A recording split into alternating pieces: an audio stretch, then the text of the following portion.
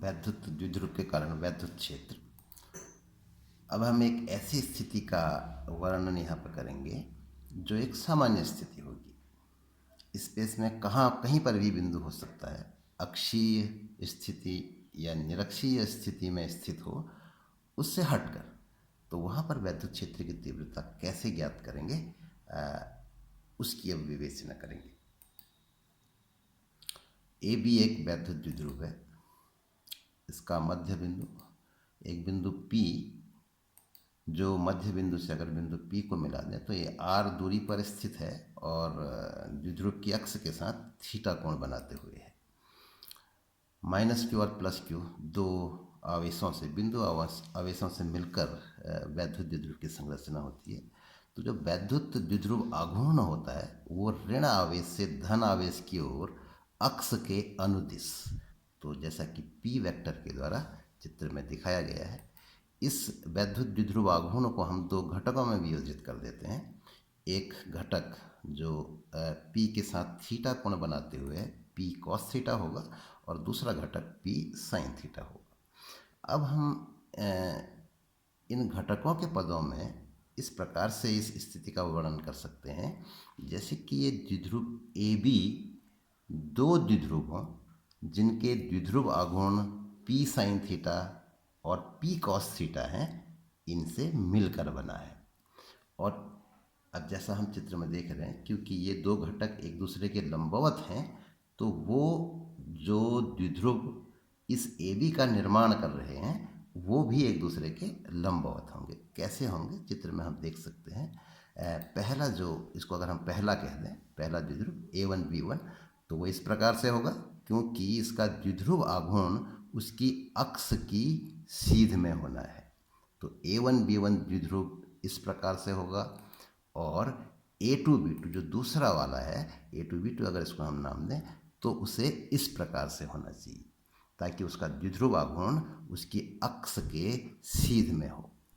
तो AB द्विध्रुव A1 B1 और A2 B2 दो वैद्युत द्विध्रुवों से मिलकर बना है, ऐसा माना जा सकता है।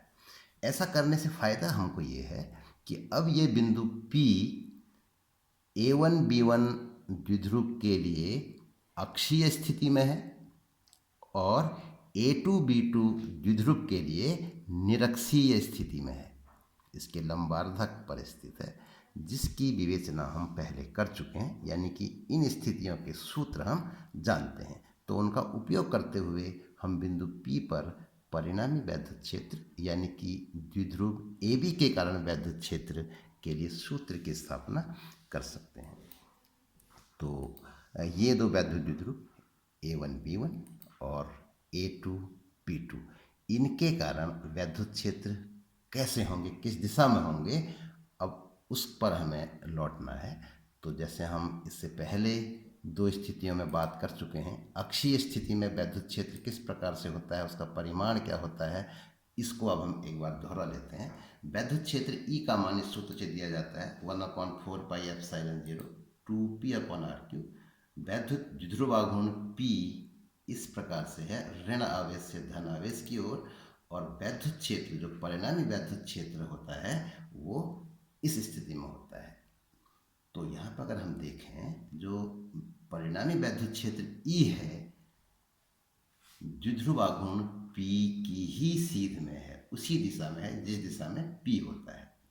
तो इसको हम इस प्रकार से बोल सकते हैं कि परिणामी वैद्युत क्षेत्र द्विध्रुव की अक्ष के अनुदिश ऋण आवेश से धन आवेश की ओर को होता है। अब मोटे तौर पर याद ये रख लेते हैं कि E और P एक ही दिशा में होते हैं। ऐसे ही अनुप्रस्थ स्थिति में हमने वैद्युत क्षेत्र, परिणामी वैद्युत क्षेत्र प्राप्त किया था। तो वहाँ अगर हम अपनी याददाश्त को थोड़ा सा पीछे ले जाएं तो ये दो वेक्टर शेष बचे थे, बाकी सारे वॉश आउट हो जाते हैं। लास्ट में केवल ये दो सदिश बचते हैं। तो परिणामी वैद्युत क्षेत्र भी इसी दिशा में होगा।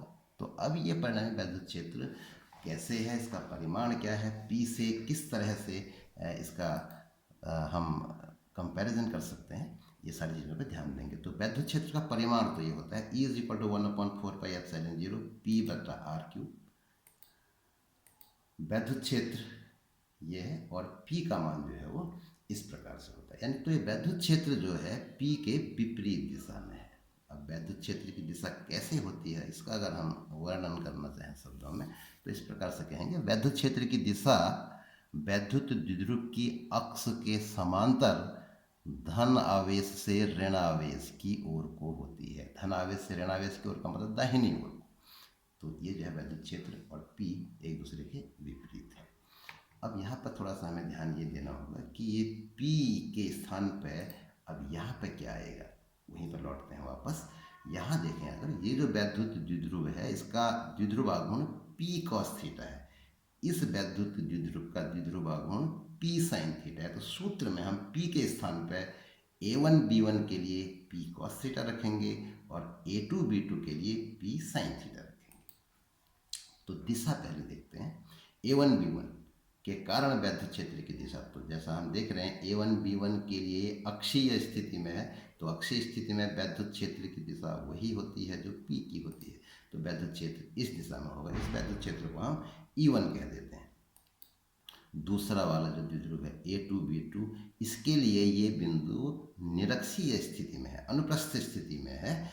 तो यहाँ पर जो वैद्युत क्षेत्र होगा वो P के विपरीत होगा। P अगर इस ओर को है तो वैद्युत क्षेत्र को इस ओर को होना चाहिए। तो यहाँ पर जो वैद्युत क्षेत्र होगा अक्ष के समांतर दिशा और P के विपरीत। तो इस तरीके से A2 B2 के कारण वैद्युत क्षेत्र E2 जो है वो इस दिशा में हो। अब जो द्विध्रुव AB के कारण वैद्युत क्षेत्र, इन दोनों वैद्युत क्षेत्रों के सदिश योग के बराबर होगा। तो सदिश योग प्राप्त कर लेंगे समांतर चतुर्भुज विधि, जो विकर्ण होगा वो इन दोनों के परिणामी को व्यक्त करेगा। तो इस चित्र से हम बता सकते हैं कि E का मान कितना होगा। E1 E2 के मान क्या होंगे ये सूत्र में रख लेते हैं। E1 बराबर होगा 1/4πε0 2P बटा R³ अक्षीय स्थिति वाला सूत्र लगेगा और P के स्थान पे P cos थीटा आएगा। ऐसे ही E2 दूसरे के लिए A2 B2 के लिए ये निरक्षीय स्थिति में है, तो निरक्षीय स्थिति वाला सूत्र लगेगा 1/4πε0 P बटा R³ और P के स्थान पे P sin थीटा आएगा। तो अब ये E1 E2 के मान रख के अगर हम इसमें रखें तो E² बराबर E1² प्लस E2², क्योंकि समकोण यहाँ पर है, दोनों E1 और E2 एक दूसरे से 90 डिग्री के कोण पर हैं। तो पाइथागोरस प्रमेय का उपयोग करते हुए E के मान की गणना की जाएगी। अब E1 E2 के ये मान इसमें रख दें और इसको हल कर लें तो सिंपल से ट्रिग्नोमेट्री का थोड़ा सा इसमें इन्वॉल्वमेंट भी होगा, उसका भी इसमें इन्वॉल्वमेंट होगा। तो इस तरीके से हमको एक सूत्र प्राप्त होगा E = 1/4πε0 P √ 3 cos² theta plus 1 बटा R³। तो ये इसका परिमाण हो जाएगा। अब अगर इसकी दिशा की बात करें तो दिशा भी निकाल सकते हैं। ये कोण मान लीजिए अल्फ़ा है, तो चित्र से देख लेते हैं अल्फ़ा का मान कितना होगा।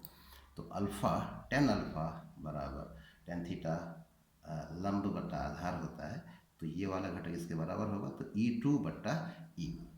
तो अगर E2 और E1 के ये मान रख दें हम तो ये फैक्टर कैंसिल हो जाएगा, P कैंसिल हो जाएगा, R³ कैंसिल हो जाएगा, तो केवल बचेगा sin थीटा बटा 2 cos थीटा, यानी कि 1/2 tan थीटा। तो इस सूत्र का उपयोग करते हुए हम अल्फ़ा के मान की गणना कर लेंगे और E की दिशा का निर्धारण कर लेंगे कि ये जो रेखा शुरुमती द्विध्रुव को बिंदु P से मिलाने वाली रेखा के साथ कितना कोण बना रहा है।